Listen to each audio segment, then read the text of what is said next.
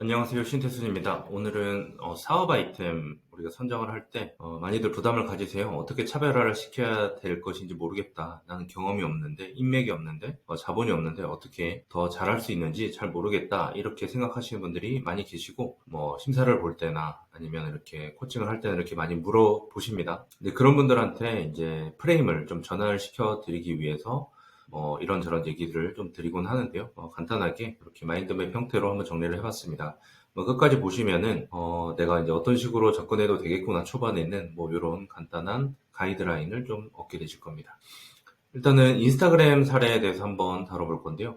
인스타그램 창업자 케빈 시스트롬이라고 있습니다. 이분이 이제 구글에서 지메일이나 캘린더 이런 것들 마케팅도 하고 이제 그런 설계에 좀 관여했던 사람입니다. 그러다 보니까는 이제 할 수 있는 기술이나 또 아이디어들이 많이 있었고요. 원래 스탠포드 다닐 때부터 창업에도 관심이 많았습니다. 사진 기반으로 하는 것에 대해서.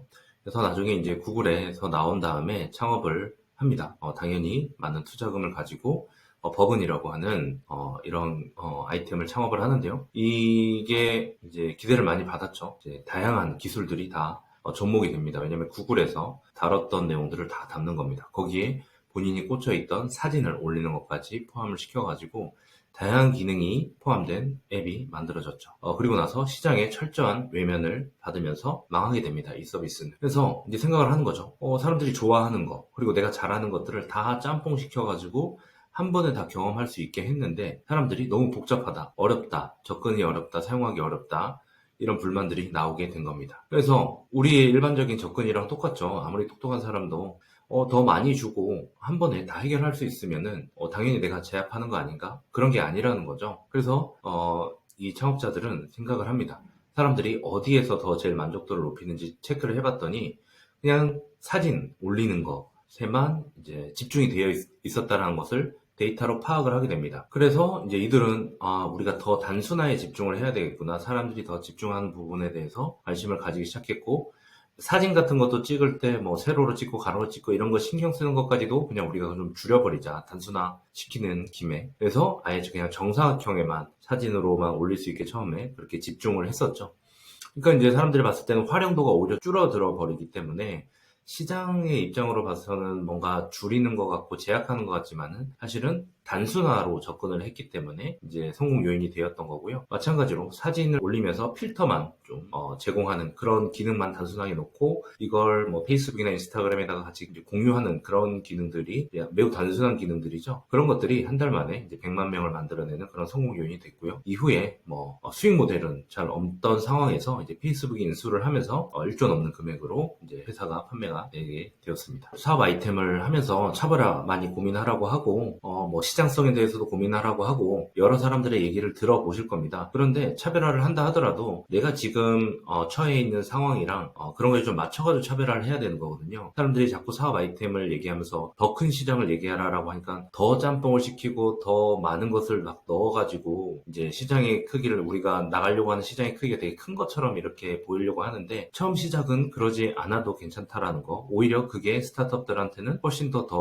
맞는다라는 거를 좀 얘기를 드리는 거고 이렇게 좁히고 단순화시키고 하면은 시장이 작아지는 거 아닌가 하지만은 그 좁은 작은 시장에서 단단하게 그 소비자들끼리 뭉치면서 이들끼리 서로 교류하고 하면서 이게 점점 이제 뚫고 나가게 되면은 이제 그때부터 이제 좀 더 시장을 더 키울 수 있는 그런 방향 아이디어는 그때 또 나올 수가 있는 것이거든요. 그렇기 때문에 초반에 아직 사업도 제대로 시작 안 했을 때 어떤 투자자들의 얘기나 이런 걸 듣고 이제 시장 크기에 대해서 생각을 하라고 이런 고민을 얘기를 들었을 때 잘못하면은 이렇게 다 때려 넣는 방식으로 해가지고 시장을 자꾸 넓히려고 하는 그런 아이디어로 나가게 되면은 우리는 이제 사업 아이템을 제대로 못 만들어내는 그런 상황이 되는 거죠. 그래서 우리는 차별화에서 핵심이 이제 더해주는 거 남들이 안 하는 걸 더 더해주는 것도 분명히 중요한 포인트입니다. 하지만은 좀 불필요한 것을 덜어내거나 단순화시키는 걸로도 우리는 충분히 사업 아이템으로 이제 진도를 나갈 수가 있다 이런 얘기를 좀 드리고 싶고요. 그래서 최근에 이제 클래스 101 같은 경우에는 초반에 굉장히 투자도 많이 받고 많이 크고 성장하고 인플루언서들을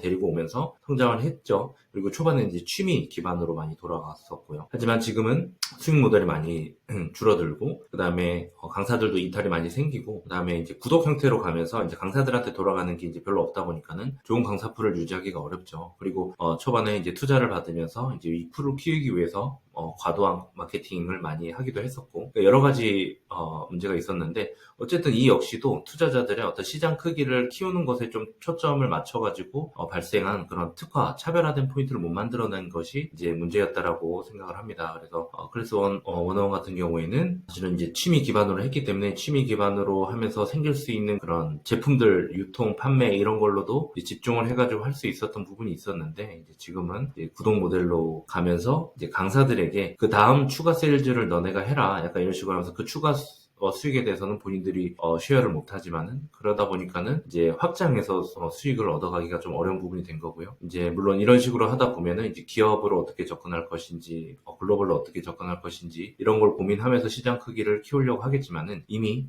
좋은 그 강사와 좀 윈윈할 수 있는 포인트가 많이 줄었고 과거에 클래스 101에 지불했던 사람들의 어떤 배신감 같은 거 가격적인 측면에서 이제 그런 것들이 이제 감정적인 부분들이 작용을 하기 때문에 클래스 101이 좀 재기하기 좀 어려운 상황이 된 것 같고요. 그 와중에 인프런이라고 하는 곳은 되게 이제 코딩이나 이런 IT 기반의 그런 강의 위주로 오랫동안 되게 그쪽 위주로만 단단하게 이제 펜을 만들어 왔고 뭐 요새 이제 다른 영역으로도 조금 사업적인 영역으로도 펼치고 있긴 하지만은 제 생각에는 이제 굉장히 수익률이 좋다라는 얘기를 많이 들었었습니다. 다른 분들한테 이제 그런 것들이 이제 주 수요층 이제 좁혀가지고 거기 안에서 이제 단단하게 만들었던 것들이 이제 수익을 좀 좋게 만들었던 그런 요인이 있었던 것 같고요.